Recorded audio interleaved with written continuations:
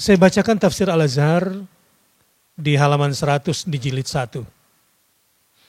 Setelah Buya Hamka menjelaskan hadis-hadis yang meriwayatkan tentang keutamaan umat Muhammad SAW yang beriman kepada Nabi Muhammad padahal tidak berjumpa. Misalnya beliau gambarkan dalam satu riwayat dari Imam Ahmad dan Ad-Darimi, beliau mengatakan begini, maka tersebutlah pada sebuah hadis yang dirawikan oleh Imam Ahmad, Ad-Darimi, Al-Baqawardi, dan Ibnu Qani di dalam Majma'us Sahabah.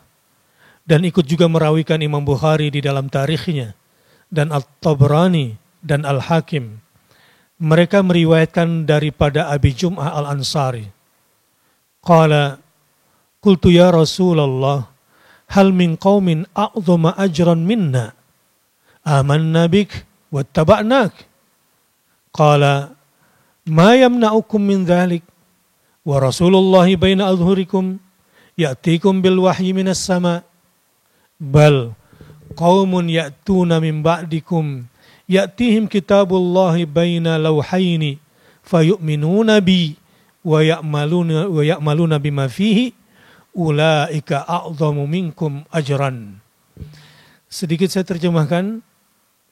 Berkata Abu Jum'ah Al-Ansari, aku bertanya, ya Rasulullah, adakah satu kaum yang lebih besar pahalanya daripada kami?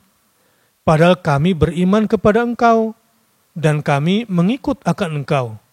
Berkatalah beliau, apalah akan halangannya bagi kamu buat beriman kepadaku? Sedangkan Rasulullah ada di hadapan kamu dan datang kepada kamu wahyu langsung dari langit. Namun, akan ada lagi satu kaum yang akan datang sesudah kamu.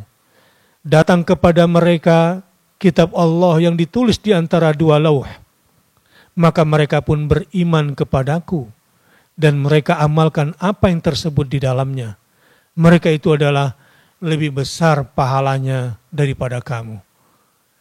Ini soal iman bil ghaib kepada Nabi SAW yang kemarin Syekh Ali dan Nabi Amir membahasnya. Bahwa beriman kepada Rasulullah termasuk al-iman bil ghaib. Bahkan dalam riwayat lain dari At-Tayalisi dan Imam Ahmad dan Imam Bukhari juga dalam tarikhnya serta At-Tabrani dan Hakim meriwayatkan dari Abu Umamah Al-Bahili. Katanya, qala Rasulullah sallallahu alaihi wasallam, tuba liman ra'ani wa amana bi wa tuba liman amana bi wa lam yarani sab'a marratin. Berkatalah Abu Umamah bahwa berkata Rasulullah SAW, bahagialah bagi siapa yang melihat aku dan beriman kepadaku, dan bahagia pula lah bagi siapa yang beriman kepadaku padahal dia tidak melihat aku. 7 kali lipat lebih besar kebahagiaannya. Saudara-saudara yang berbahagia, di sini Buya Hamka mengangkat riwayat-riwayat yang saya bacakan 2 saja tentang keutamaan kita umat Muhammad sallallahu alaihi wasallam yang tidak berjumpa dengan Nabi Muhammad tapi mengimaninya dengan iman bil ghaib dengan baik. Beliau kemudian berkata begini, kita tidak melihat wajah beliau. Bagi kita, beliau adalah gaib. Kita hanya mendengar berita dan sejarah beliau atau bekas-bekas tempat beliau hidup di Mekah. Tetapi bagi setengah orang yang beriman, demikian cintanya kepada Rasulullah sehingga dia merasa seakan-akan Rasulullah itu tetap hidup. Bahkan kadang-kadang titik air matanya karena terkenang akan Rasulullah dan ingin hendak menjadi umatnya yang baik dan patuh, ingin mengerjakan sunnahnya dan memberikan segenap hidup untuk melanjutkan agama yang dibawanya. Maka orang seperti ini pun termasuk orang yang mendalam keimanannya pada yang gaib. Maka keimanan pada yang gaib dengan sendirinya diturutinya dengan mendirikan salat. Allahu Akbar. Dalam tafsir ini, Buya Hamka mengajak kita untuk tunduk kepada syariat Muhammad SAW dan mencintainya, semoga terpilih menjadi umat yang patuh kepadanya. Beliau bilang lagi, tegasnya, Kalau mulut telah tegas mengatakan iman kepada Allah, kepada malaikat, kepada hari kemudian, Rasul yang tidak pernah dilihat dengan mata, maka bila panggilan sholat datang, bila azan telah terdengar, dia pun bangkit untuk mendirikan sholat. Karena hubungan di antara pengakuan hati dan mulut tidak mungkin putus dengan perbuatan. Waktu datang panggilan sholat, itulah ujian yang sangat tepat buat mengukur iman kita. Adakah tergerak hati ketika mendengar azan?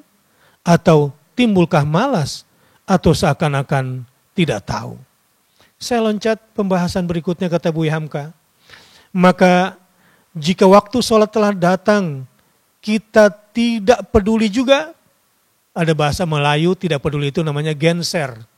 Mungkin Abi Amir belum pernah juga belum istilah tahu. ini. Ya, Syekh Ali selamat menikmati bahasa Indonesia yang asli. Jadi kalau Quran bahasa Arab melestarikan bahasa Arab, maka tafsir Al-Azhar ini bagi saya melestarikan, menjaga bahasa Indonesia yang asli. Jadi kalau Syekh Ali ingin ilmu balaghah Indonesianya kuat, saran saya baca tafsir Al-Azhar. Insya Allah bahasa Indonesianya Syekh Ali lebih bagus dari orang Indonesia. Iya. Mudah-mudahan bermanfaat. Insya Allah. Kata beliau begini.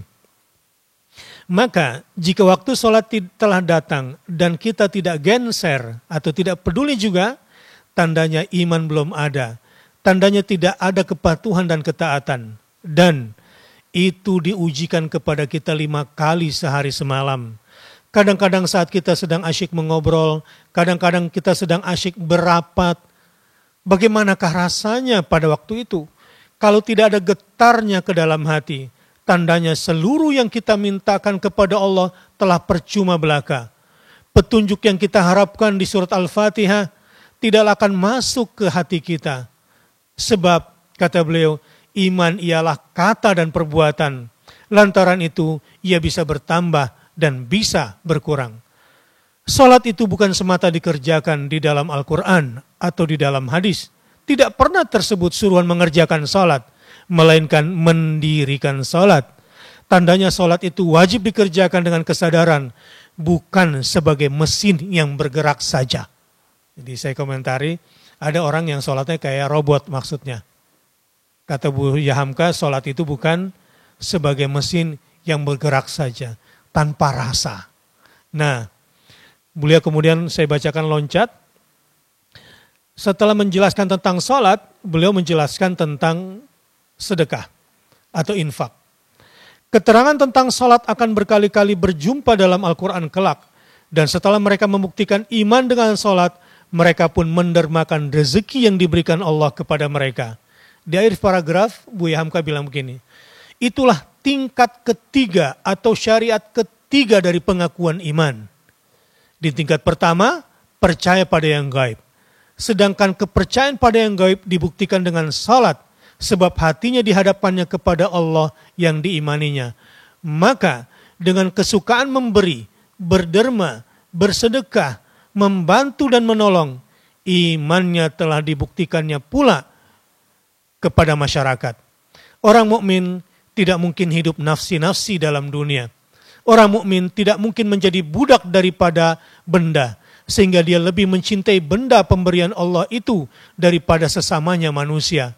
Orang yang mukmin apabila dia ada kemampuan karena imannya, sangatlah dia percaya bahwa dia hanya saluran saja dari Allah untuk membantu hamba Allah yang lemah.